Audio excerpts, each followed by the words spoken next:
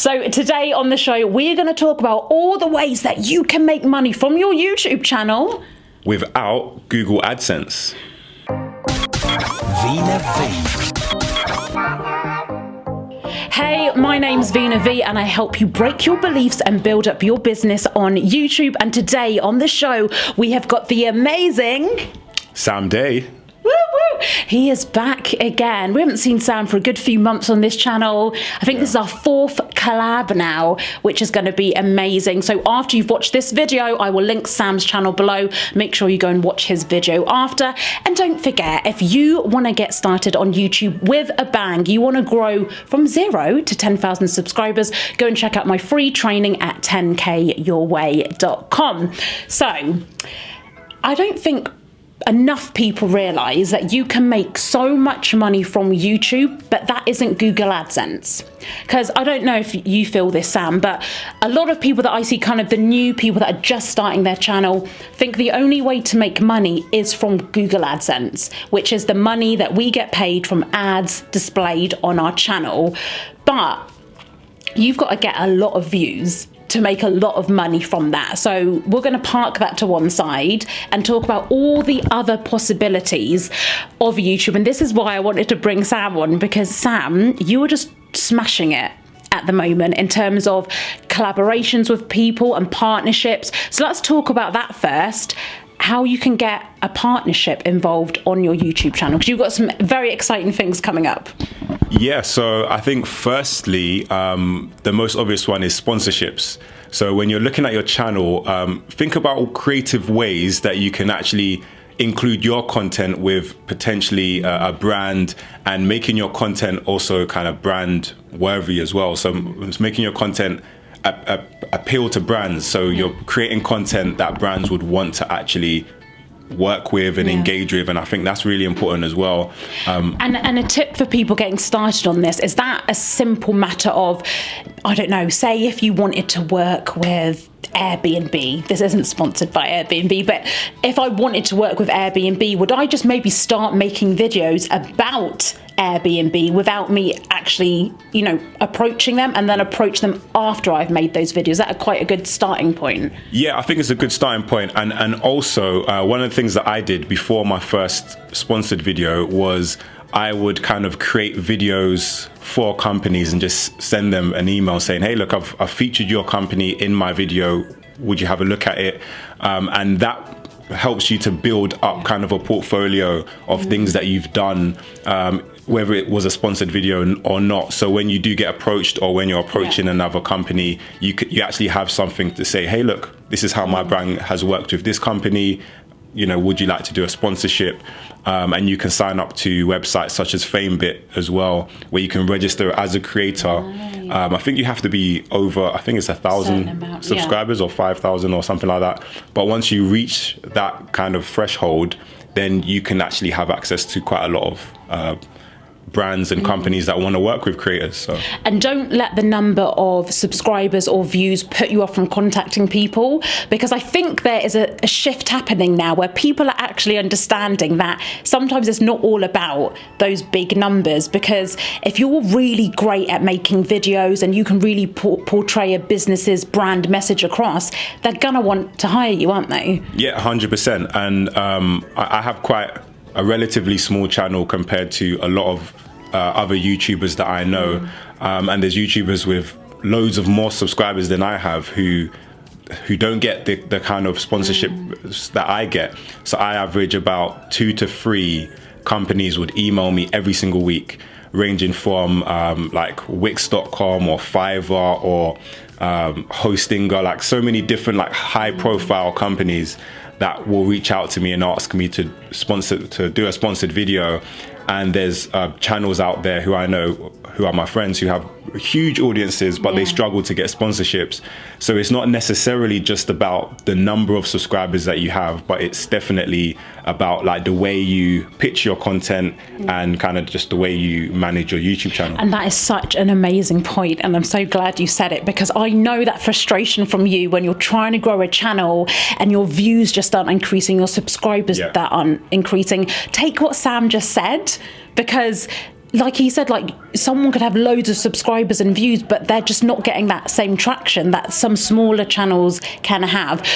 What would you say in terms of doing stuff for free for people? When there's a very fine line, isn't there? Like, when does that line stop? Because I'm guessing, again, someone that's watching this that has never done a partnership or sponsorship deal before, should they, like, is there a set amount of videos they should do before they think, hold on, I should start getting paid for this now? What's your advice on that? I think it varies depending on your channel, but my advice would be to get at least three free videos that you put out for companies. And you might even be able to join an affiliate program. So that's how I started off as well. So I used to do videos for a company called Terapeak, and they didn't know about me. I was just using their affiliate link, and I was kind of promoting Terapeak. And I was able to generate quite a few sales to the point where they reached out to me and we done a video collaboration together. So it could be a good idea to do a couple of free ones, maybe join affiliate programs to the companies that you would like to collaborate with in the future, see if you can generate results. And that's how a lot of my partnerships have come about as well, is generating money for the company through my affiliate link. And then they're like, wow, this guy's making some money for us. Let's reach out to him and see if we can do something collaborative. That's amazing. And don't ever get disheartened. Don't think, 'cause again, so many people will make one video and then nothing happens. They think, oh, I'm not going to try that again. Like, keep trying. I know one lady, she's like a mum vlogger, and I think for about 1 or 2 years of constantly emailing Disney, she used to do loads of vlogs about Disney.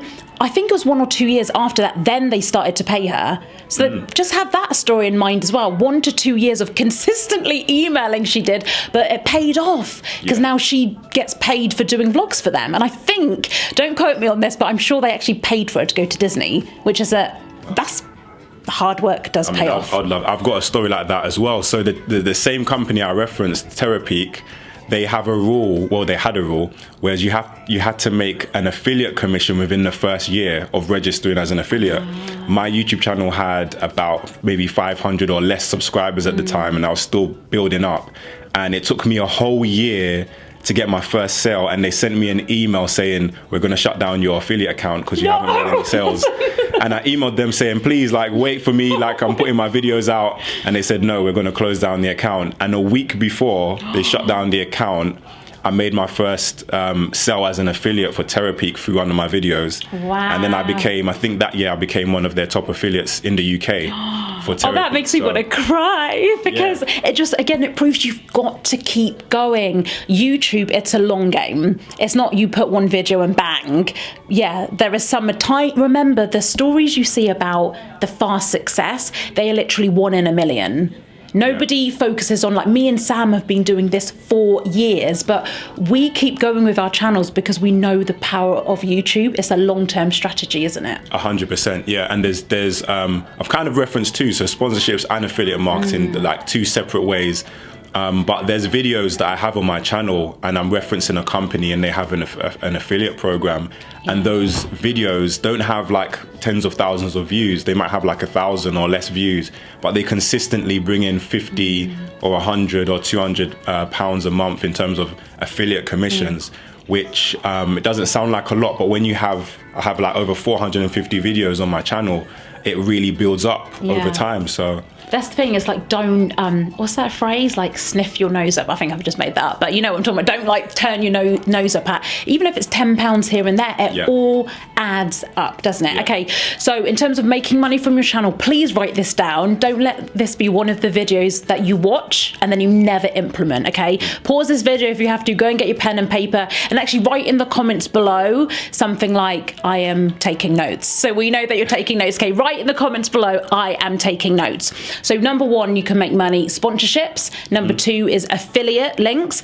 Again, even for me as an example, I always put a link in my description to my resources. So the microphone I use, the camera I use, and all those links on that website page I send you guys to is affiliate links. So again, even I think sometimes I make a few pounds here and there, it all adds up, doesn't it? What would you say the third other way is to make money from your channel? I'm going to be the traditional marketer, and I'm going to say that the money is in the list. So you should be building an email list. If you're a YouTuber, if you're creating content, it's a great way to reach your subscribers as well. Sometimes the notification bell doesn't always reach them, but you can use that mailing list to email out whatever it is that you have to offer your subscribers. So it could be your affiliate links, it could be maybe you're publishing a book, you can email that to them. So that's a great way to kind of just get your subscribers in one place so that you can communicate with them and make money through that. And also, if you're working with brands on a sponsorship deal, or if someone reaches out to you, they might want to pay as well to reach your list. So you can actually sell access to your email list as well. So if you might have 500 people or 1,000 people who have a common interest. Maybe you have a fitness channel and 500 people have signed up to your list via your link in your description on YouTube. Then brands and companies would want to pay to have access to that. So that could be a really great way to make money. That is my biggest mistake I made. I think I've only really implemented that last year, is actually telling you guys to go and sign up to a free training or opt into something that gives you some more free downloads or whatever it is. I didn't do that sooner. And sometimes I think, oh, damn, why did I not do that? Because again, as Sam rightly mentioned, sometimes that notification bell doesn't work. I've had comments from some of you guys that you just don't know when I've uploaded a new video, and I've been really inconsistent with this channel, but from 2020 it's like video after the other, but I think a lot of my subscribers don't know because they don't get told. The notification. Like email marketing is just super important. One of the things that kind of reminded me even that email marketing is so important was the excitement on my mum's face when I came home to visit, and she said, oh, I just got all of the kids new tickets to Disney World or something like that. And I said, oh, how did you find out about it? And she said, I got an email. And so even today, like, my mum is not savvy in terms of the internet, but they were able to sell her, and I think it was like £500 plus, just via an email that she received, and thought, wow, this is really cool. I don't know how she's on their email list. I don't know how she got to it. But and we forget the power of that email list as well, because and if you don't know what to email your email list, just tell them about your latest videos that are coming up, and maybe once a month tell them about a paid product that you've got, because remember, people are coming to your email list at different times. So if you've just sent out saying that you now offer coaching or whatever, if someone joins that email list the day after, they're not going to know about that. So and again, that's a mistake I made, is that I didn't promote myself enough about all the different things I do. So these have been all amazing tips, Sam. Is there anything else you want to say in terms of making money from your YouTube channel? So you can create your own digital products. I highly recommend creating your own digital products, regardless of whether you're an information channel or an entertainment channel. You can create kind of like digital downloads. So I have a few ebooks that I sell on my YouTube channel that do quite well as well. I have online courses as well that you can kind of record. You can use your own website if you're using WordPress or Wix or Weebly or Shopify even, and upload your courses there. Or you can use kind of external third-party websites to record courses and stuff, like Udemy. Skillshare is one of them as well. And then kind of like using that platform to upload your content, your courses, and then selling them to your YouTube subscribers. And if you're an entertainment YouTube channel, then you can still utilize like these kind of downloads and just make it entertaining. If you create entertainment videos on YouTube, maybe you can give something extra, maybe do like a documentary series or whatever it is. Sorry, can I just stop you, Sam? There's some very rude people that I can hear, and they're still not listening to me. Some rude people over here talking. Excuse me. Rude people. Rudely interrupting my friend Sam. How rude is that? Digital products. Everything Sam said, fantastic. That whatever stage you're at, create something, even if it's something for $1. Just even when you're beginning, again, something that I wish I did. Because even if you're making 20 sales a month, that's still $20 a month for something. Exactly. And that gives you time to work on a higher or mid-ticket offer as well. Don't forget as well, I'll put it up on the screen right now and drop it below here, the link to an interview I did with a guy called DJ Phil Harris, and he makes $1,000 a day from his YouTube channel, from selling what we're talking about now, courses.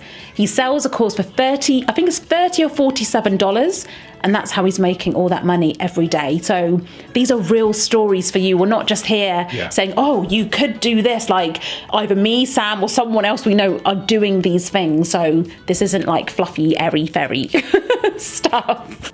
I think we need to give one last words of encouragement, don't we? Yeah, it wouldn't be right if we didn't. I think just like similar to my story, it took me a year to get my first affiliate commission for Terapeak, but I didn't stop putting videos out. I didn't get discouraged, but I continued.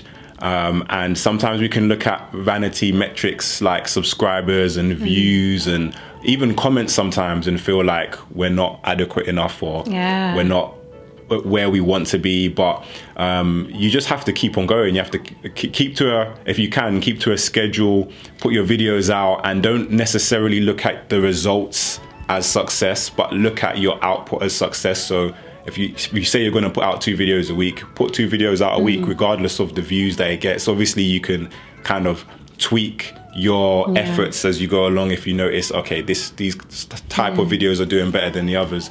But don't let the numbers discourage you. Just keep putting the videos out, keep consistent. And both me and Sam, again, we're not just saying this stuff, like we go through this. Like we've gone through it, and we go, even on my channel recently, I made some quite, not massive changes, but changed my way my thumbnail looks. I'm consistent now. Hello. I used to do 1 video a month, and I'm now literally doing 1 or 2 a week. So it's a big change, but I did see a dip in my views, and I was like, I'm not gonna lie, I was a bit like, what is going on? But I said, no, Veena, you've got to be patient. It's what I teach my clients, and you've got to keep going, because I understand the long game. I silence what other people may think and think, oh, she's not getting that many views on a video, but I know what it's doing for my business. Every video that you make on YouTube is an asset to your brand or business. These videos are going to stay on YouTube forever. This video, someone might watch this in 5 years' time. And it's subscribe still here. and maybe buy a product. So exactly. Sam, thank you so much for coming on. May our collaborations continue in the future. Sam's subscribe button will be around here somewhere, and make sure you go and check out his channel now, because we are going to go and do a little collab and just talk about business and entrepreneurship, I think, aren't we? A real honest chat about that as well. And as always, do not forget to go and sign up for your free YouTube masterclass. Just go to 10kyourway.com if you really want to get in depth on how to get to 10,000 YouTube subscribers. Bye.